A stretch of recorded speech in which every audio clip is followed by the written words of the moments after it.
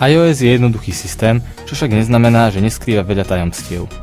Jedným z nich je tzv. Nočný režim, ktorý však nevypne oznámenia, ale umožní vám znížiť jazd vašeho zariadenia na úplné minimum pod minimálnu hranicu, ktorú by ste mohli dosiahnuť v control centre. My sme ThinkApple a vítame vás pri novom videu, kde si ukážeme, ako tento tzv. Nočný režim aktivovať.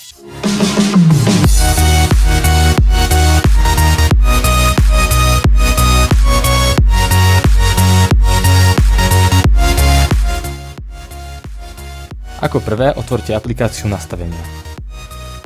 Tam choďte do menu Všeobecné.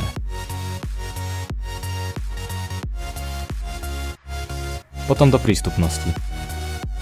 Tam kliknite na zväčšovanie. Aby ste docielili žiadaného efektu, musíte sa uistiť, že máte v položke oblasť zväčšenia zvolenú možnosť celá obrazovka. V opačnom prípade tak urobte. V možnosti filter zväčšenia musíte vybrať možnosť slabé svetlo. Následne sa musíte uistiť, že máte vypnutú možnosť zobraziť ovládač. Teraz stačí zapnúť funkciu zväčšovanie. A ako posledný krok sa musíte vrátiť do nastavení prístupnosti, kde v skratke prístupnosti zvolíte položku zväčšovanie.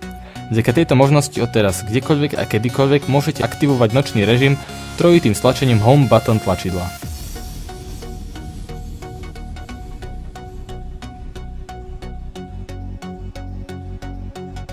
Rozhodne sa jedná o užitočnú funkciu, ktorá bude šetriť nielen vaše oči v posteli, ale tiež batériu. Tak a to by bolo na dnes všetko. Dúfame, že sa vám toto video páčilo a pomohlo vám. Ak áno, rozhodne zanechajte like a pre viac podobných videí zo sveta Apple nám dajte odber. Týmto sa s vami lúči magazín thinkapple.sk.